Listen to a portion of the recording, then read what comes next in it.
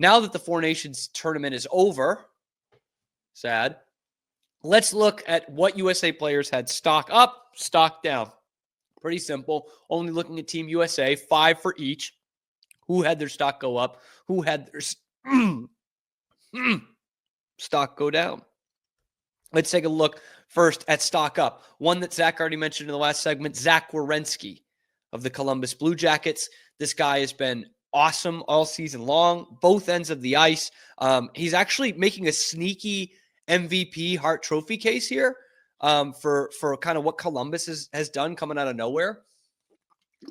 And I think he might have been going into this game. I think he was Team USA's leading point scorer going into this final. So he was outstanding, both ends of the ice. Number 4, this guy has already won a Stanley Cup and is seen as a star already, but Jack Eichel, I think you just see stock up for him because the two-way game was also awesome. Now, like Matthews, he didn't score a goal, but I think the way you go up and down the ice, you saw a 200-foot player in Jack Eichel. In this tournament, you saw a little bit of that, a lot of that in the 23 Stanley Cup run when Vegas won it all. And if you've been watching Vegas the last year, you've certainly seen that. I think he's having his best year ever right now, and he certainly showed it in this tournament. What you saw in this tournament from him is a guy who is a top 3 or 4 center in the league. You know, and that obviously includes, I guess top 5 to be liberal with it. Right, McDavid, Draisaitl, McKinnon, Matthews, and he's there. He's right there. It was awesome. Number 3, Brady Tkachuk.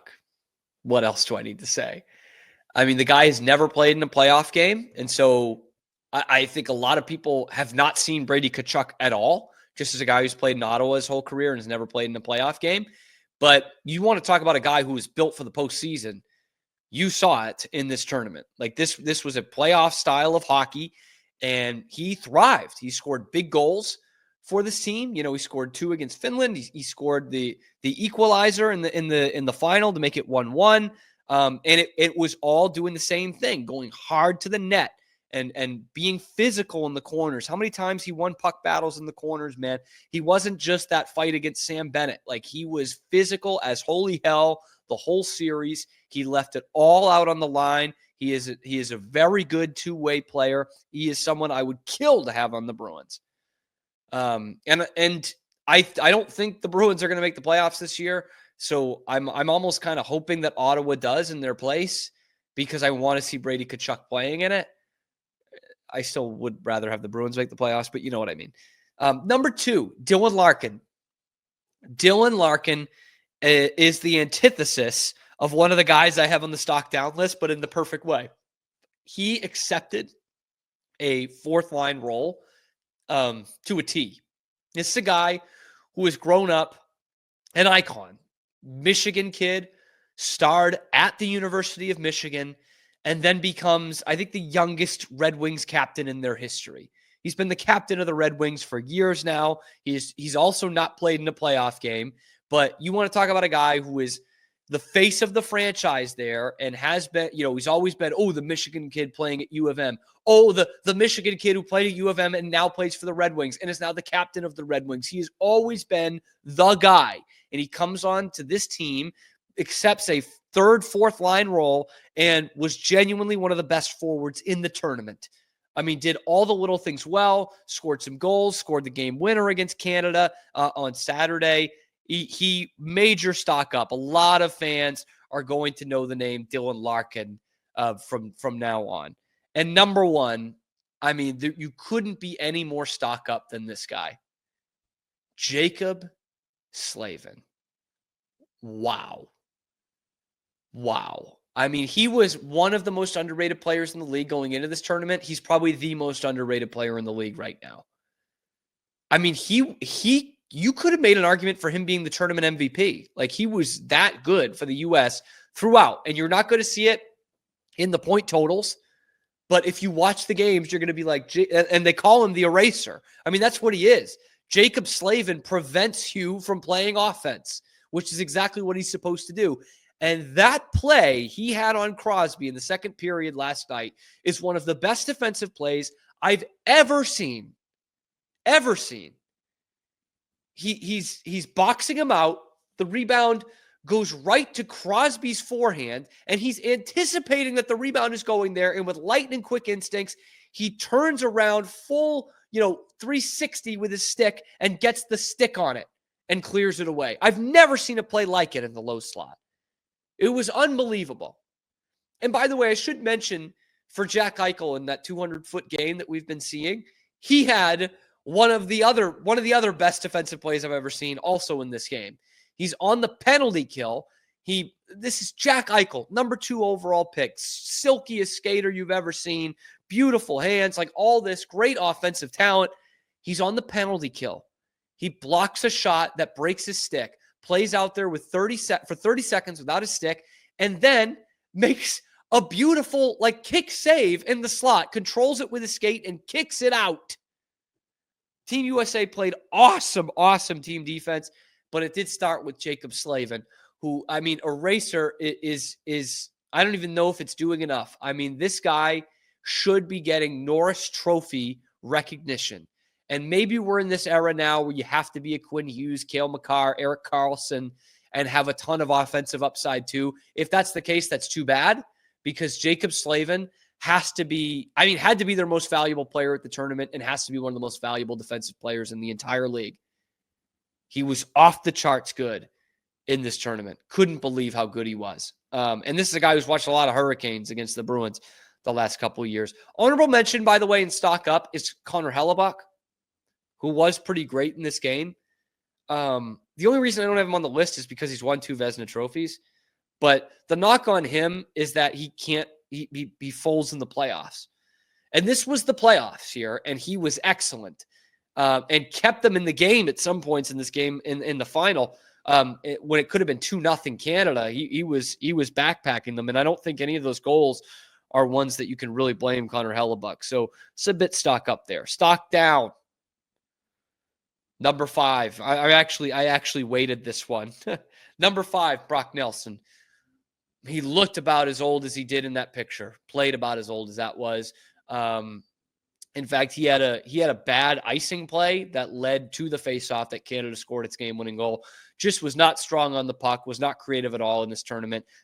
Definitely looked like one of those players who didn't deserve to be there, which leads me to a big point about this stock down section, is that it kind of became a thing with Herb Brooks in the 1980 team, which worked to perfection, was I'm not looking for the best players, I'm looking for the right players.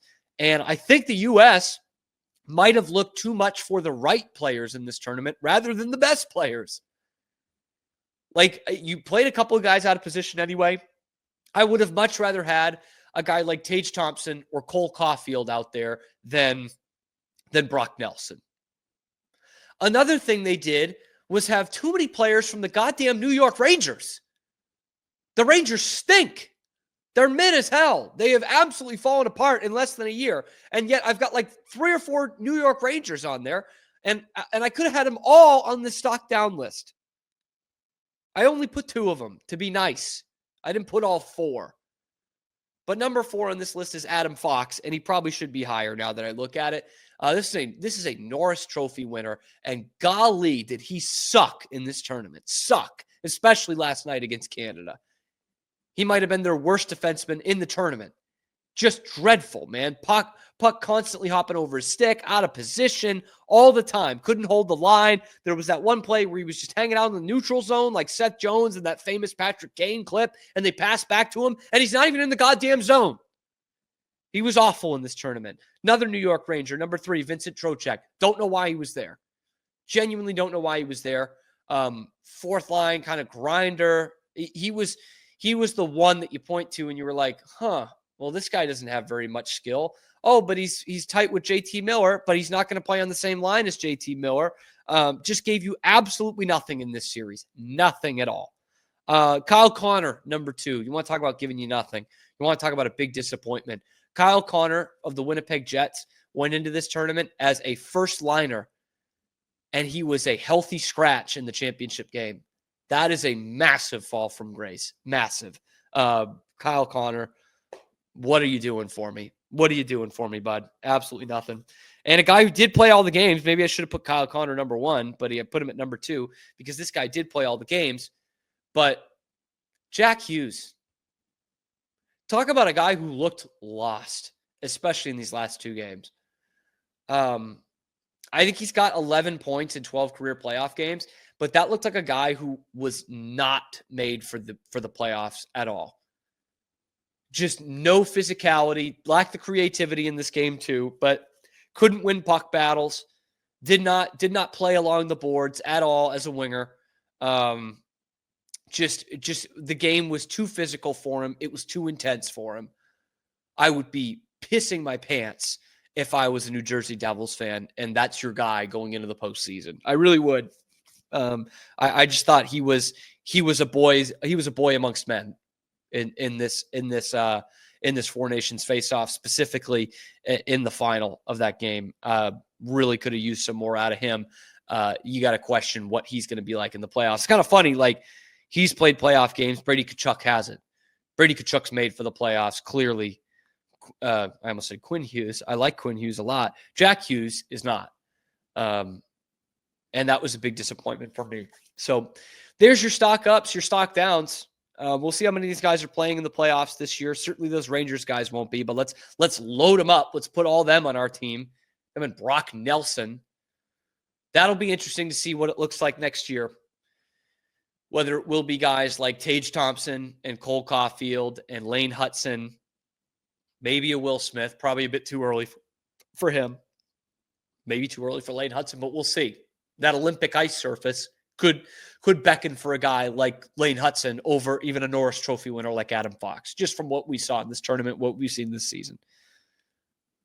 Anyway, let me know what you guys think in the comments below. Who had their stock up? Who had their stock down in this tournament? Let me know. Be sure to like and subscribe. We are live at high noon Eastern time every weekday talking Boston sports, and then wherever you get your podcasts. We